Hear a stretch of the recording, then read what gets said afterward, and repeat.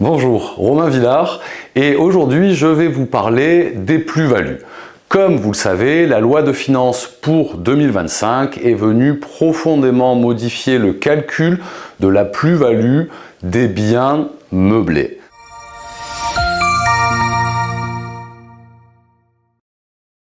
Donc si vous vendez un bien meublé, il faut savoir que aujourd'hui, il va falloir réintégrer les amortissements qui ont été pratiqués sur la base taxable à la plus-value immobilière.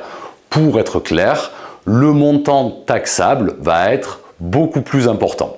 C'est là un point négatif de la loi de finances 2025 pour ce type de bien mis en location meublée. Et sur ce sujet se posent de nombreuses questions. Outre comprendre le mécanisme, ce que nous revoyons en formation, vient des interrogations qui sont les suivantes. 1. Doit-on réintégrer les amortissements pratiqués depuis la loi de finances ou les amortissements pratiqués antérieurement?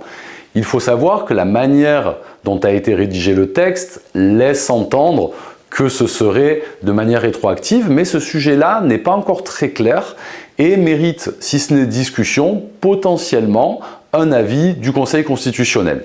Vient ensuite l'autre problématique qui est la suivante. J'ai loué mon bien nu pendant 10 ans, mon bien meublé pendant 10 ans.